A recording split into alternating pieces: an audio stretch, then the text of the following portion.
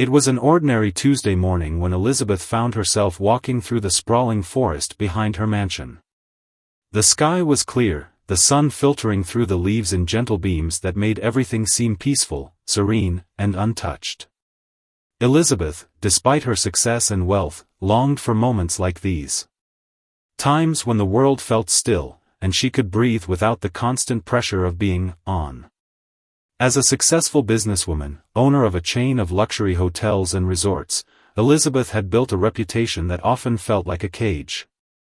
People admired her, envied her, but few knew the woman behind the polished facade. Behind closed doors, she carried the weight of a sick mother, an empire to manage, and an overwhelming loneliness that she tried to bury in her work. The tranquil silence of the forest was the one place where she could forget about everything, about her high-stakes decisions, about the public's expectations, about the constant burden of being the one everyone depended on. Today, though, things felt different. There was an unshakable feeling in the air, something that tugged at her gut. She had no explanation for it. Perhaps it was the stillness of the trees, the strange calmness of the forest, or maybe it was the nagging thought that she couldn't shake: her mother's health had taken a turn for the worse. Elizabeth had received the call earlier that morning, from her mother's doctor, saying her condition had deteriorated significantly. They were exploring new treatment options, but the prognosis wasn't good. Elizabeth hadn't told her mother yet. She didn't want to worry her more than she already was. But in her heart, she knew time was running out. Trying to push these thoughts away, Elizabeth focused on the sounds of nature around her. The faint rustling of leaves, the distant chirp of a bird, the occasional snap of a twig underfoot. The forest had always been her sanctuary, a place where the outside world couldn't reach her. As she walked deeper into the woods, the landscape began to change. The trees were taller here, and the underbrush grew thicker, almost suffocatingly so.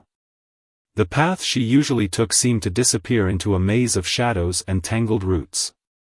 Yet, Elizabeth wasn't afraid. She knew this forest well. It was part of her family's land, and she had walked its trails countless times as a child.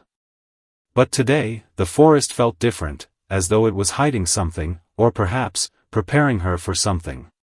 She slowed her pace, her steps becoming more cautious. A rustle to her right caught her attention. Elizabeth froze. It wasn't the usual sound of a bird or a small animal scurrying about. This was heavier, almost human in its rhythm. For a moment, she wondered if someone else had ventured into the forest, maybe a hiker or a local looking for a quiet escape like herself. But the sound came again, a movement, a sudden crack of branches, followed by what sounded like a soft gasp. Elizabeth's curiosity piqued. She moved toward the sound, her heart beating faster now. As she rounded a bend, she saw something that made her stop dead in her tracks. A boy, no older than 10 or 11, was crouching on the ground, his back to her. He wore ragged clothes, torn at the sleeves and hem, and his dark hair was matted with dirt and sweat.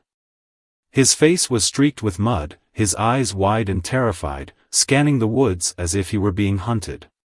For a moment, she just stared. The boy didn't notice her. He was so consumed by whatever fear gripped him that he hadn't even turned around. His breathing was shallow, frantic, and Elizabeth felt a chill run down her spine. Something was wrong. "Hey!" Elizabeth called out softly, taking a step forward.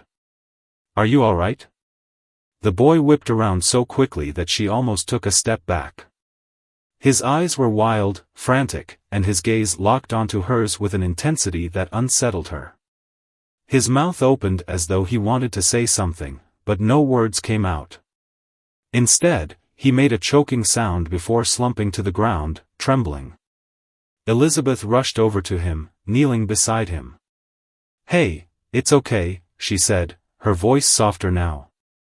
"You're safe." The boy looked up at her, his eyes filled with panic.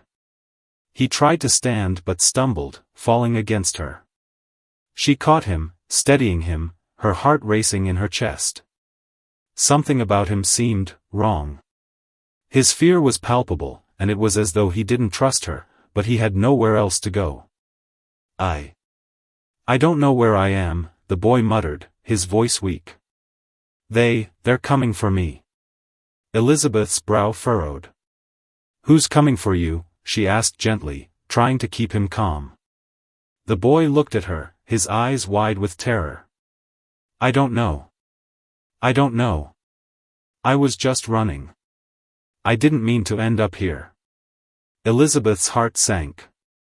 The boy was clearly terrified, but his story didn't add up. She glanced around the forest, trying to understand what was happening. There were no signs of anyone else nearby, no indication of any danger. Yet the boy's fear was real, as was the sense of urgency that hung in the air. "Where's your family?" Elizabeth asked softly, guiding him to sit down against a tree. "Are you lost?" The boy nodded, but then shook his head vigorously. No. They took them. They took them all. I had to run. I didn't know where to go. I didn't know." His words were jumbled, making little sense. He sounded like a person on the edge of hysteria, trapped in a nightmare of his own making. Elizabeth's mind raced. Something was terribly wrong, but she couldn't quite piece it together. There was no sign of any immediate threat, yet the boy's fear was so genuine that it was impossible to ignore. The forest felt like it was closing in around her, the trees taller, darker. There was a heaviness in the air, as if the woods themselves were watching. Taking a deep breath, Elizabeth made a snap decision. The boy couldn't be left out here alone, not in this state. Whether he was lost, or something more sinister was at play, she couldn't just walk away. "All right," Elizabeth said, her voice steady. "I'm going to help you. Let's get you out of here."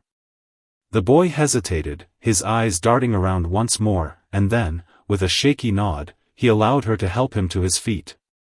They began walking, Elizabeth leading him back toward the mansion. The journey seemed longer than it should have, the weight of the boy's fear pressing down on both of them. The forest, once familiar and comforting, now felt foreboding, as if something was lurking just out of sight, waiting for the right moment to strike. As they reached the edge of the woods, Elizabeth couldn't shake the feeling that she had just stepped into something far bigger than herself. The boy's cryptic words echoed in her mind, and she couldn't help but wonder what kind of trouble she was about to get involved in. They arrived at her mansion soon after, but even as they crossed the threshold, the unease didn't leave her. The boy seemed to settle slightly in the warmth and safety of the grand foyer, but the weight of what he had said hung in the air like a dark cloud. She helped him into the guest room and sat him down. The boy seemed exhausted, his eyes heavy with the kind of fatigue that only comes from fear and uncertainty. Elizabeth offered him some water, but he barely touched it. His eyes kept darting to the windows, the doors, as if he expected someone, or something, to come bursting through at any moment. Elizabeth sighed deeply. She didn't know who he was, or where he came from, but one thing was certain, this was just the beginning. "Who's after you?" Elizabeth asked once again, her voice soft, but firm. The boy hesitated, his lips trembling. They're everywhere. They'll come for me." His words were filled with dread. "They'll come for you, too." Elizabeth's mind raced. She had just brought this boy into her home, a stranger with a troubled past and a fear so deep it was almost contagious. There was more to this than just a lost child. Something was coming, something she wasn't ready for. And as she stood up to leave the room, the boy's words echoed in her mind once again, "They'll come for you too." A chill ran down her spine. She had no idea what she had just walked into, but she knew one thing for sure, her life was about to change forever. That evening, Elizabeth tried to put the bizarre encounter behind her.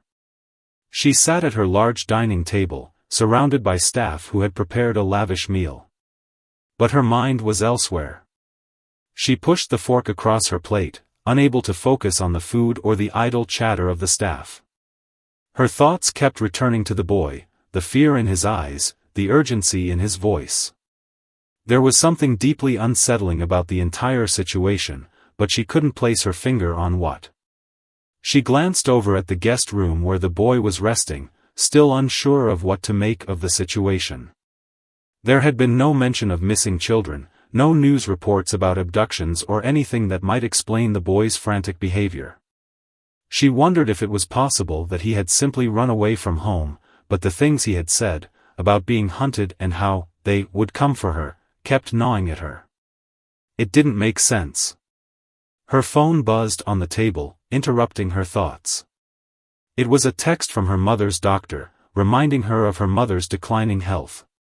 The message wasn't unexpected, but it added to the growing weight Elizabeth was feeling. She knew she needed to visit her mother, but the thought of leaving the boy alone in the mansion was unbearable. What if he was lying about something? What if he was part of some larger scheme? Or worse, what if he was the target of something far more dangerous than she could imagine? Elizabeth excused herself from the table, her thoughts running wild. As she passed the guest room, she paused. The door was slightly ajar. She pushed it open, her footsteps soft against the polished wood floors. The boy was sitting on the bed, his eyes still wide, but he wasn't looking at her. Instead, he was staring out of the window, his face pale, his expression unreadable. "Are you all right?" she asked softly, stepping into the room. The boy jerked his head around, his eyes darting to her, but his gaze quickly fell again. I don't know," he muttered. "I don't know what's happening anymore. I don't know what to do." Elizabeth sat down beside him on the bed, trying to offer a sense of calm. "You're safe here. I know it's scary, but we'll figure this out together." The boy's hands clenched into fists at his sides. "I don't think you understand. They'll come for me. They'll come for both of us. They're everywhere, and they know where I am." Elizabeth took a deep breath, trying to suppress her own growing unease. The boy's fear was palpable, and as much as she wanted to believe that he was just a scared child lost in the woods, there was something in his words that hinted at something darker, something far more sinister. "You need to tell me who's after you," Elizabeth said, her voice more firm than she intended. "I can't help you if I don't know what we're up against." The boy's eyes flickered toward her, but his expression hardened. "I can't tell you. It's not safe. They'll find out." Elizabeth frowned, but didn't press him further. She knew the boy was terrified, and whatever had happened to him, he was still trying to make sense of it. She stood up, walking over to the window. Outside, the grounds of the mansion stretched for miles, a pristine landscape of manicured lawns and forests that seemed far removed from the chaos in the boy's eyes. But the peaceful scene felt distant, almost unreal, like a veneer covering a truth she couldn't yet see. "I'm going to help you," she said, turning back to him. "But you need to trust me. I can't protect you if you keep pushing me away." The boy seemed to hesitate, his gaze flicking between her and the window, as though deciding whether or not to share the burden of his fear. Finally, he spoke, his voice a near whisper. "It's not just one person. It's a group. They call themselves the Collectors. They don't leave any survivors. They take everything from you. Your family. Your home. Your life." Elizabeth's stomach twisted. "Who are they? Why are they after you?" "I don't know. But they've been after my family for years. We tried to hide, but they found us. They always find us." The boy's voice cracked, and his eyes glistened with the hint of tears. "My parents, they're gone. They took them, and they made me run. I don't know where to go, I don't know what to do. They're coming for me, and I can't stop them." Elizabeth felt a chill run through her body. A group? A name? The Collectors?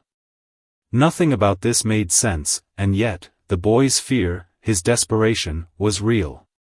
She had to know more. But the boy wasn't ready to open up completely, not yet.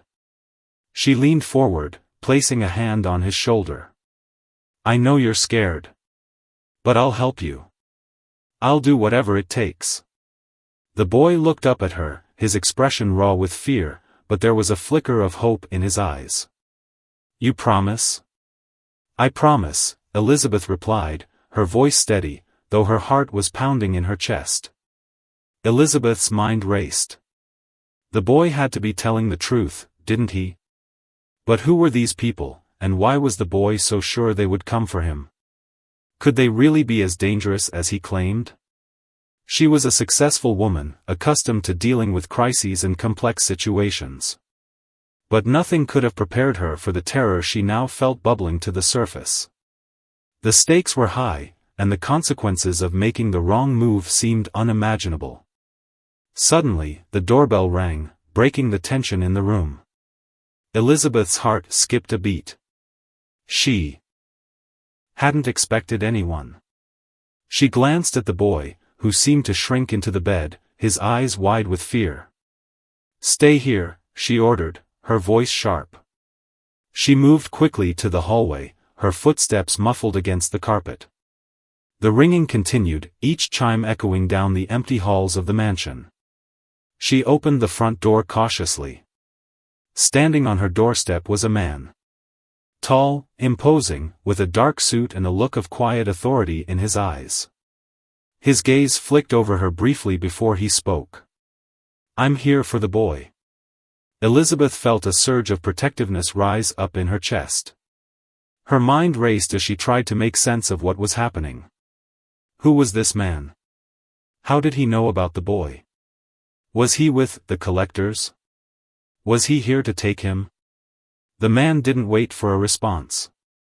He stepped forward, his voice low and firm. We know he's here. Let him come with me. Elizabeth stood her ground, her mind whirling. There was no way she could let this stranger take the boy, not without understanding who he was or what was going on. I'm not letting anyone take him, she said, her voice unwavering. The man's eyes narrowed. You don't understand, ma'am. This isn't about what you want. It's about what's best for him, and for everyone else. Elizabeth didn't back down. No one is taking him anywhere without a damn good explanation. Who are you? The man's gaze shifted for a moment, and when he spoke again, his voice was colder than before. I'm part of a task force. We've been tracking the collectors for years. We've lost too many already. Elizabeth felt a sickening realization settle in her stomach. The collectors, she whispered. Yes, the man replied, his eyes locking onto hers. And now they're after you. The door slammed shut behind her. The boy was more than just a lost child. Elizabeth's life had just become part of a much larger and far more dangerous game, and she had no idea how deep the rabbit hole went. Elizabeth's heart raced as the man stood before her, his cold eyes piercing through the space between them. His words hung in the air, heavy with implication. The collectors. She had heard rumors, whispers about shadowy groups operating on the edges of society, but she had never imagined she would find herself involved with something so dark. The words felt unreal, like something out of a thriller novel. But looking into the man's eyes, she saw the truth. There was a desperation in his voice, a sense of urgency that sent chills down her spine. She stepped back, her mind scrambling to make sense of the situation. What do you mean they're after me? I'm not involved in anything. I don't know who these people are. The man's gaze softened slightly, but his tone remained firm.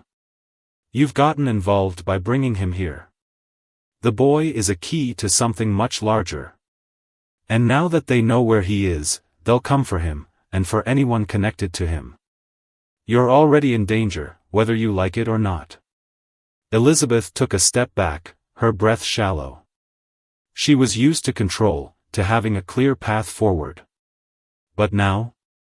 Now everything was spiraling out of control, and she had no idea how to stop it. So what am I supposed to do? Just hand him over to you? No, the man said quickly, his eyes scanning the mansion behind her. Not yet. I can't take him from you, not yet. But you have to understand, he's not just a runaway kid. He's part of something much bigger. The collectors don't stop until they have what they want. And if they know he's here, they'll do anything to get to him. Elizabeth felt her pulse quicken. She looked back toward the guest room where the boy was hiding, his presence now feeling far more dangerous than comforting. She thought of the night's events, the boy's wide, terrified eyes, his words about being hunted, and she knew that whatever was happening, it wasn't just a figment of his imagination. There was something real here, something insidious lurking just beneath the surface. What exactly do you want from me? Elizabeth asked, her voice shaky, but still strong. Why is the boy so important? The man's eyes darkened, and his lips thinned as he spoke. The collectors are a group of operatives, mercenaries who work for the highest bidder. They're hired to eliminate people who pose a threat to certain powerful interests, people like the boy. His family, well, they've been on their radar for a long time. He's the last of them. They don't just take lives. They take memories, identities, everything that person was. And they erase all traces of them. Elizabeth struggled to comprehend the weight of his words. So they erase people? For good? The man nodded gravely. Yes. Their methods are brutal. They isolate their targets, break them down, and then, he paused, choosing his words carefully. They strip them of everything. The boy's family was close to exposing some very dangerous truths about people in power. But they were silenced. Now, they want him, and anyone who might be connected to him, gone. Elizabeth's thoughts raced. She had been trying to help someone, a frightened child, yet she now found herself wrapped in a conspiracy far more sinister than she had ever imagined. She had brought the boy into her home to protect him, but in doing so, she had unknowingly put herself in the crosshairs of a powerful and ruthless group. It was no longer just about helping an innocent child, it was about survival. She felt a growing sense of unease. The walls of her pristine mansion, once a symbol of her success, now seemed like a gilded cage. She had never felt so trapped in her life. The boy, his family, he had unknowingly dragged her into something from which there was no easy escape. I don't care about their threats, Elizabeth said, her voice stronger now. I'm not going to let them hurt him. I'll do whatever it takes to protect him. The man studied her, his expression unreadable. Then, he sighed, his shoulders sagging as if he had hoped for a different response. You don't understand. They're everywhere. They've already infiltrated every level of society, corporations, law enforcement, even the government. The boy's safety isn't just a matter of keeping him hidden here. It's a matter of being ready to run at a moment's notice. Elizabeth took a step back, her eyes wide. Are you telling me to just run? If you want to keep him safe, you'll need to. The collectors don't give up. And they don't just send one person. They'll send teams. And when they do, they'll tear this place apart. They'll leave nothing behind. The gravity of the situation began to sink in. Elizabeth's mind was racing. She had never been one to back down, to run. But she realized that the boy's presence in her life was now a ticking clock, one that could explode at any moment. She had to make a choice, stand her ground and risk everything, or take the boy and disappear, disappearing into the shadows for as long as it took to survive. Can you protect us? Elizabeth asked, her voice quieter now, the reality of the situation setting in. The man hesitated. I can't protect you here. Not for long. The only way to keep both of you safe is to go underground.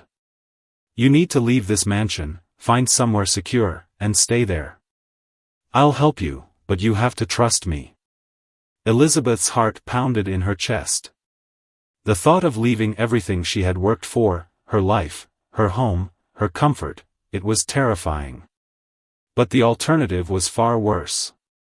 She had already lost control over the situation the moment the boy arrived, and now, it seemed there was no going back. "I'll pack some things," she said, her voice barely above a whisper. She turned and walked quickly back into the house, her mind a whirlwind of thoughts. Her fingers trembled as she grabbed a suitcase from the closet. She wasn't sure what she was doing, but she knew she had to act fast. The collectors were coming, and the boy's safety, and her own, depended on getting away. As she packed in a daze, Elizabeth couldn't shake the feeling that she was on the edge of something much larger than she could understand. She had crossed a line by helping the boy. And now, she was in too deep. She couldn't undo it. But she could choose how to face it. Minutes later, she returned to the door, suitcase in hand. The man was still standing on her doorstep, waiting. Elizabeth gave him a single nod, and he stepped aside, motioning for her to follow. "Let's go," he said. And just like that, Elizabeth's life as she knew it was over. She was no longer the woman who controlled her fate, the woman who ran a successful business with everything in her life neatly organized. Now, she was a fugitive, caught in the web of a group more dangerous than she could have ever imagined. As they walked away from the mansion, Elizabeth cast one last look at the place that had been her sanctuary. It seemed a lifetime ago that she had stood in its halls, confident and at peace. Now, she was running for her life. And there was no turning back. Elizabeth's heart pounded in her chest as they made their way through the winding streets. The man, whose name she still didn't know, led her with urgency, his pace quick and steady as if he had done this 1,000 times before. The boy, still quiet and trembling, walked closely beside her, his face pale with fear. Elizabeth wanted to reach out, to comfort him, but she knew better. Every movement they made was under scrutiny, every step potentially their last. She couldn't afford to let her guard down. They moved quickly, slipping through alleyways and hidden paths as if they were ghosts, unseen and unnoticed. Elizabeth's mind was a whirl of questions, most of them left unanswered. Who were the collectors? Why was the boy so important? And how could she protect him from this faceless enemy that seemed to be closing in from all sides? As they turned a corner, she felt the weight of the moment settle on her shoulders like a heavy cloak. She was no longer just trying to save a boy, she was trying to save herself, her life, her identity. They finally reached a rundown building at the edge of the city, its facade crumbling and covered in grime. It looked like any other abandoned structure in the area, but Elizabeth could sense that there was something different about it. The man stopped at the door and turned to her. "This is it. For now, it's the safest place for both of you," he said, his voice low but firm. Elizabeth nodded, her mind racing as she looked around. The building was isolated, far from the prying eyes of the city, and that was exactly what they needed. But as she stepped inside, she couldn't shake the feeling that she had just walked into a trap. Inside was dimly lit, the walls lined with old furniture and crates. It smelled musty, as though no one had been here in years. Yet there was a sense of purpose in the air.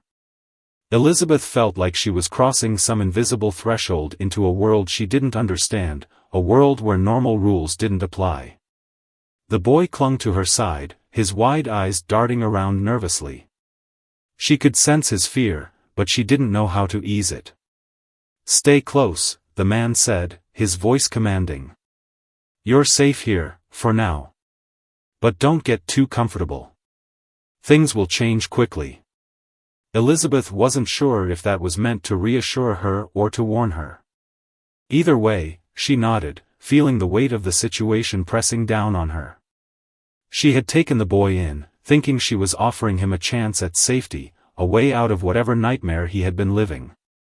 But now, she wasn't sure who needed saving more, the boy or herself.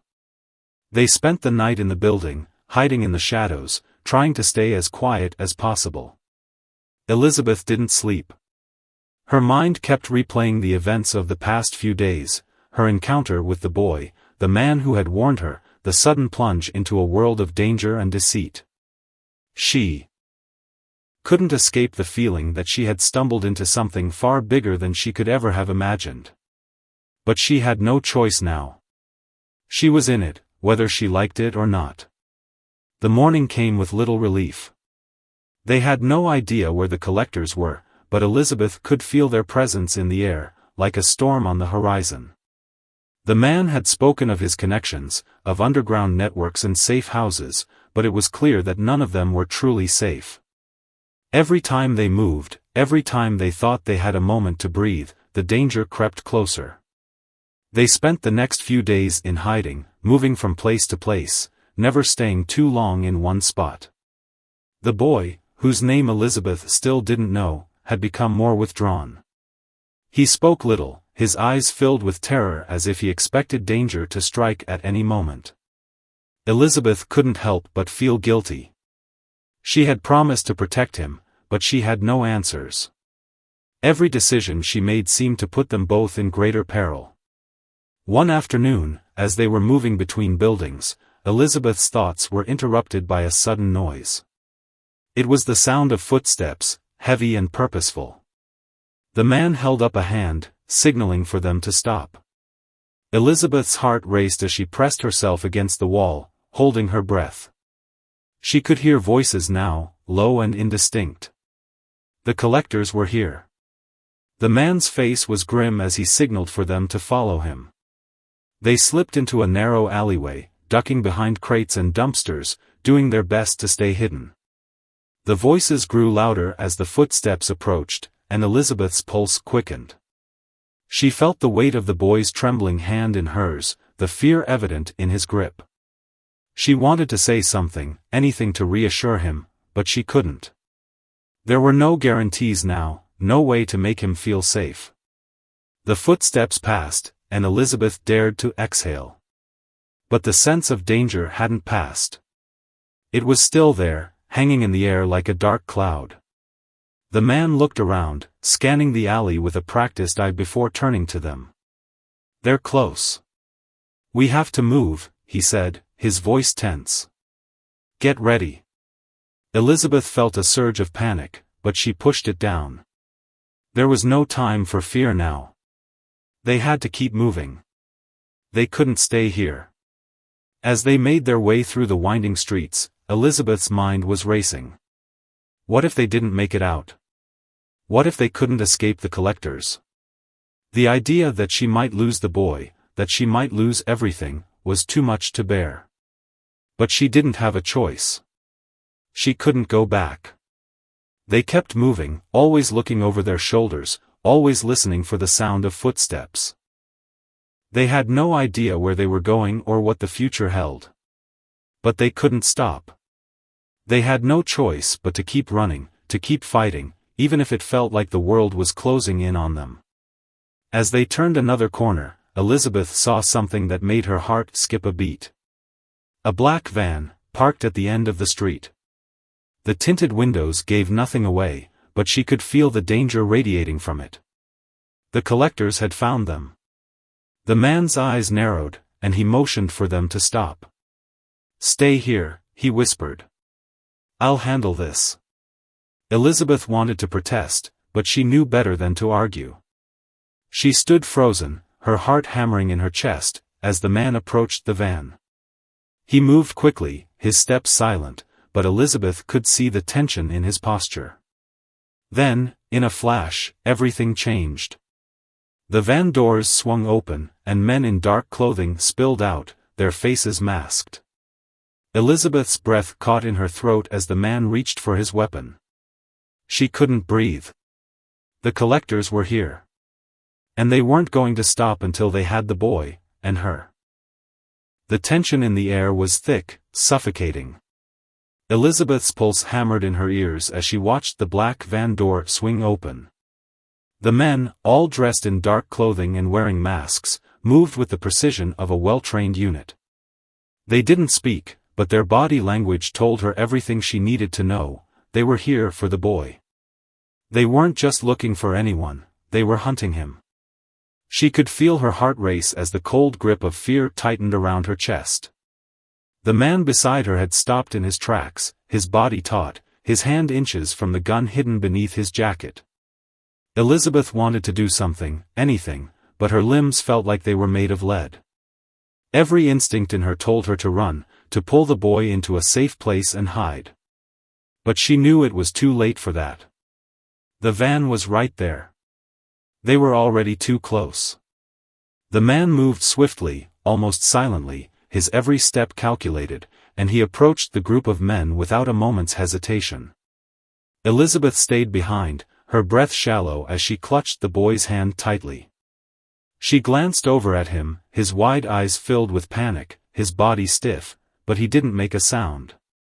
He had already been through so much, and now, he was right back in the heart of danger. Stay close, the man had told them earlier. And now, as the situation escalated, those words rang in her mind, repeating like a mantra. She had to stay close, she had to protect him. The men around them seemed to know exactly what they were doing. They formed a semicircle, cutting off any escape routes. One of the men, the leader perhaps, stepped forward, his gaze locking onto the man who had been guiding them. "You're in the wrong place," the leader said, his voice low and cold. The man who had been with Elizabeth didn't flinch, didn't look afraid. He stood tall, unshaken. "We'll see about that," the man said in return, his words like ice. Then, before anyone could react, he drew the gun, the metal gleaming in the weak light of the alley. The leader smiled, an eerie, humorless grin spreading across his face. "You don't want to do that," he said, his hand inching toward his own weapon. But before he could fully reach for it, the man fired, the shot echoing in the empty street. The man didn't hesitate, didn't miss a beat. The bullet found its target. One of the collectors dropped to the ground, his body crumpling in a heap. For a moment, everything was still. Time seemed to slow down as the other men around them reacted, pulling out their own guns, aiming them in every direction. Elizabeth held her breath, every muscle in her body tense as the situation spiraled out of control. She didn't know who to trust, who was on her side, and the weight of the uncertainty was almost unbearable. The boy squeezed her hand tighter, his small body trembling with fear. "Run," the man barked, breaking the silence and jolting Elizabeth out of her daze. Without thinking, she pulled the boy along with her, darting down the alley. The sound of gunfire rang in her ears as they sprinted through the narrow space, her feet pounding against the cold pavement. Behind them, the men cursed and yelled, the sound of their pursuit growing louder with every step they took. Elizabeth's breath came in short, desperate gasps, but she kept running, refusing to look back. She had no idea where they were going, no clear plan, but she couldn't stop. Not now. The alleyway seemed to stretch endlessly, the walls closing in on them, but she didn't dare slow down. She had to protect the boy. That was all that mattered. With every step, the sounds of the collectors grew closer, their footsteps a relentless drumbeat, and Elizabeth's mind raced for an escape. They were running out of time. She could feel it. The closer the men got, the more trapped she felt. As they rounded another corner, Elizabeth spotted a narrow door set into the side of a building, a doorway that was barely visible in the shadows. Without thinking, she shoved the boy toward it, yanking it open with a force born from desperation. The door creaked, its rusty hinges protesting the sudden movement, but it opened, revealing a dimly lit staircase leading downward into the dark. "Go! Go!" she urged, her voice trembling with urgency. The boy didn't hesitate, darting through the door with a speed that surprised her. Elizabeth followed close behind, slamming the door shut just as the sound of footsteps grew louder behind them. They were safe for the moment. But Elizabeth knew it was only temporary. She could feel the sweat on her forehead, the adrenaline still coursing through her veins, but there was no time to rest. She had to think. The staircase they were on led them into a basement, cold and damp, the air thick with the smell of mildew and old wood. The boy was breathing heavily, his small chest rising and falling rapidly. Elizabeth reached down, gently pulling him to her side, her hand resting on his shoulder. His wide, frightened eyes met hers, and for a moment, they just stood there in silence, the weight of the situation hanging between them. "Are you okay?" she asked softly, her voice hoarse. He didn't answer, but he nodded, his lips trembling. Elizabeth couldn't tell if he was just too scared to speak or if he didn't have the strength left to respond. She didn't blame him. The man who had been guiding them appeared beside her, his gun still gripped tightly in his hand. "We don't have much time," he said, his voice low. "We need to move." Elizabeth nodded, her heart sinking. She could already hear the sounds of the collectors searching above them, their voices growing louder, the tension building with every passing second. They wouldn't stop until they found them. "We're not safe here," the man continued, his eyes scanning the basement, looking for another way out. "We need to get to the safe house. It's the only place we can hide." A safe house. It was a term Elizabeth had heard thrown around in hushed tones, but she never thought it would be a reality for her. It sounded like a myth, a fairy tale, but now, in the heart of danger, it was their only hope. The boy's small hand gripped hers once more, his fear still evident in the way his body trembled. Elizabeth squeezed his hand reassuringly, though her own fears were threatening to consume her. She had no idea where they were going, no idea who these people were, but she knew one thing for sure, there was no going back. Together, they moved deeper into the basement, their footsteps echoing on the cold concrete. The man led the way, his eyes sharp, his senses alert. Elizabeth stayed close to the boy, her mind racing. She couldn't stop thinking about what had happened to them in the last few days. From the moment she had found the boy in the woods, everything had changed. She wasn't just a woman with a sick mother anymore. She wasn't just someone trying to live her life.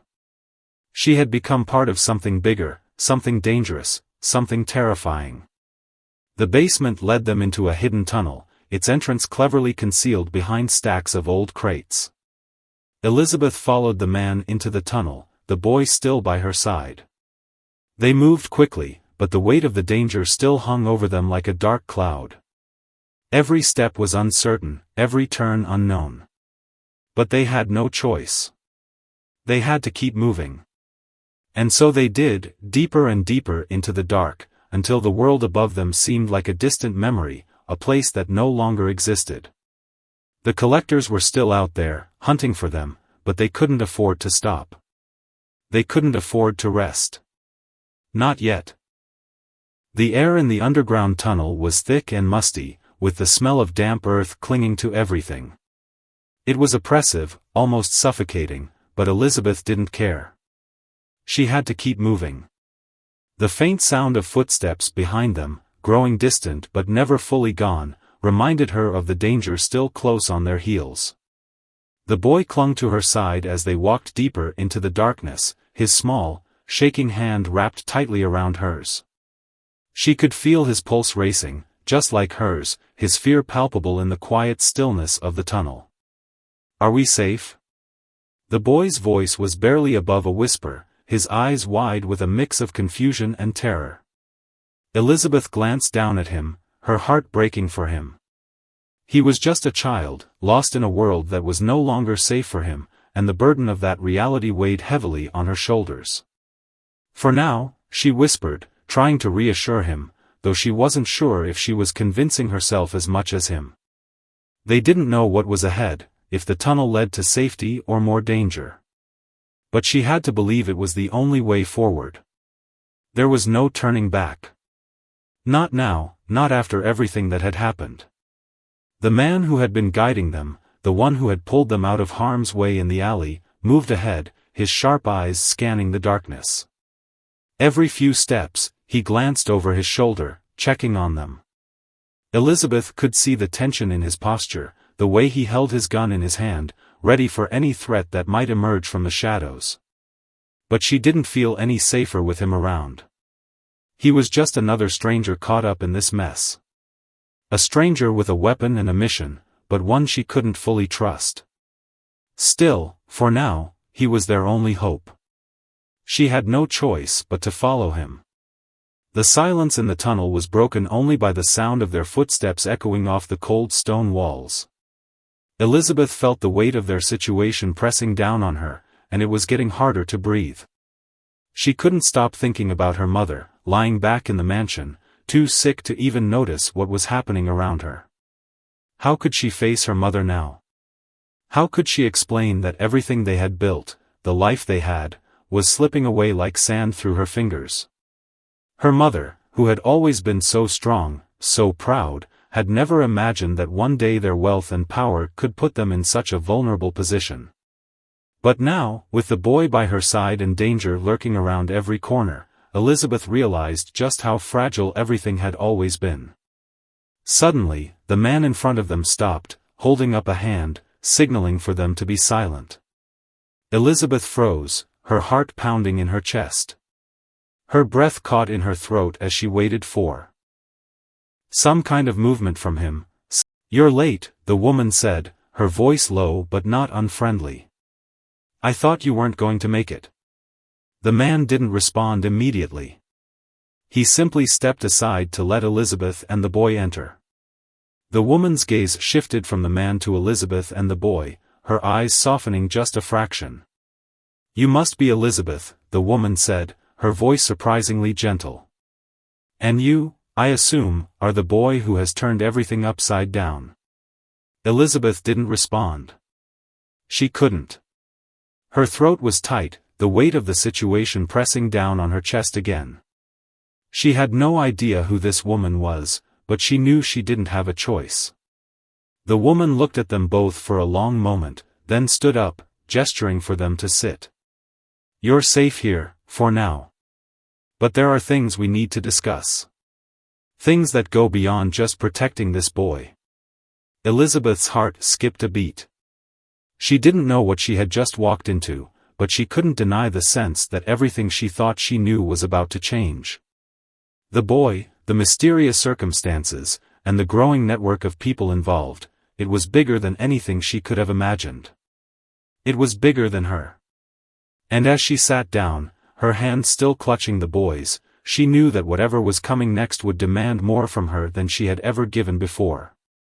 She had been thrust into something far larger than herself, and there was no way out now. But the real question was, would she be able to make the right choices when everything she knew, and everything she loved, was on the line? Her gaze drifted to the boy, and for the first time since she had found him in the forest, she wasn't sure what the future held. All she could do was move forward, one step at a time. But she couldn't help but wonder, was it too late to turn back? And what, exactly, was the true cost of protecting him?